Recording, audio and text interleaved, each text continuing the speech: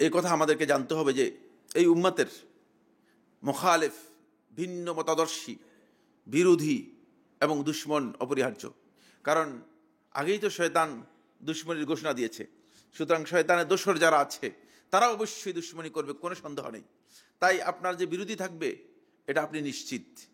ফলে আল্লাহ রাসূল সাল্লাল্লাহু আলাইহি ওয়াসাল্লাম আমাদেরকে উদারতার কথা বলে দিয়ে স্পষ্ট করেছেন যে আমাদের বিরোধী যারা হবে তাদের সাথে আমাদের আচরণ হতে হবে শালীন, মার্জিত এবং উদার আচরণ হতে হবে।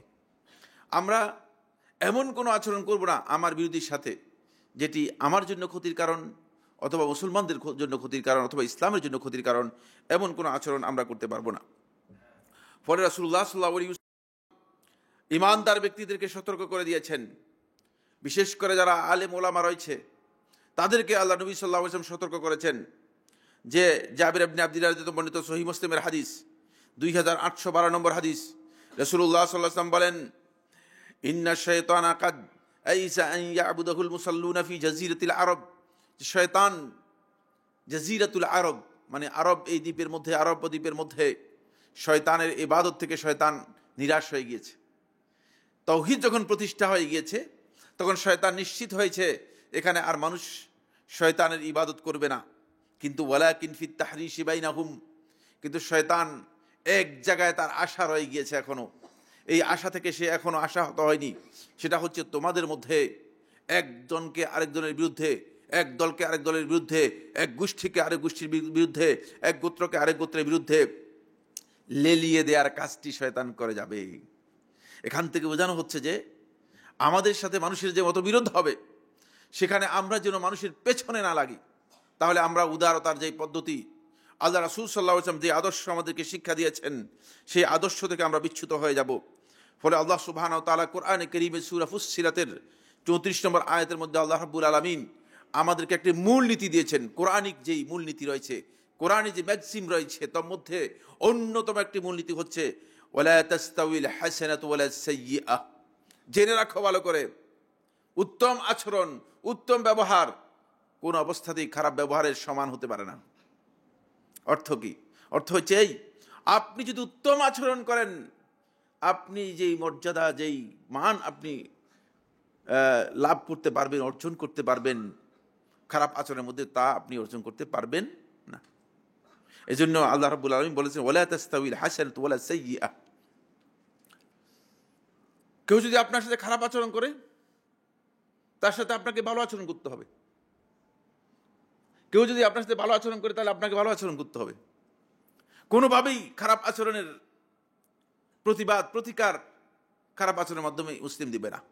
মুসলিমদের এটি উদারতার পরিপন্থী এবং আল্লাহ রাসূল সাল্লাল্লাহু আলাইহি ওয়াসাল্লাম এবং কোরআনে যে সিস্টেম বা কোরআনে যে নীতি রয়েছে সেই নীতির পরিপন্থী। এরপর আল্লাহ সুবহানাহু ওয়া তাআলা বলেন ইদফা বিল্লাতী হিয়া আহসান। যদি কোনো বিষয়ে তোমাকে প্রতিহত করতে হয়, প্রতিবাদ প্রতিকার করতে হয়, তাহলে সর্বোত্তম পন্থায় সেটাকে প্রতিবাদ করবে। সর্বোত্তম পন্থায় তোমরা সেই বিষয়টি উপস্থাপন করে প্রত্যুত্তর দিবে, তাহলে একটা রেজাল্ট পাবে। তাহলে তোমাদের জন্য একটা ভালো আশা আছে। সেটি হচ্ছে এই ফাইজাল্লাযী বাইনাকা ওয়া বাইনাহু আদাওয়া কাআন্নাহু ওয়ালিয়্যুন হামীম।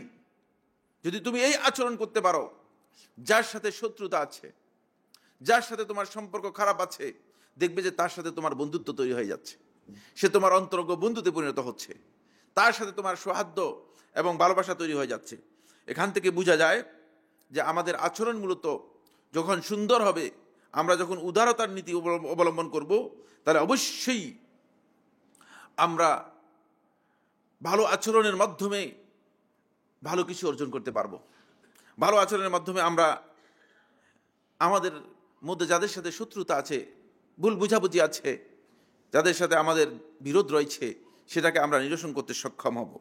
ফলে আল্লাহ নবী সাল্লাল্লাহু আলাইহি ওয়াসাল্লাম ভিন্ন মতাদর্শী যারা ছিলেন, বিভিন্ন ধরনের মানুষ, তার মধ্যে আল্লাহ রাসূল সাল্লাল্লাহু আলাইহি ওয়াসাল্লামের সময় কাফিররা ছিল, মুশরিকরা ছিল, ইহুদি ছিল, খ্রিস্টান ছিল, তারপরে অগ্নিপূজারক ছিল, আর মুনাফিকও ছিল।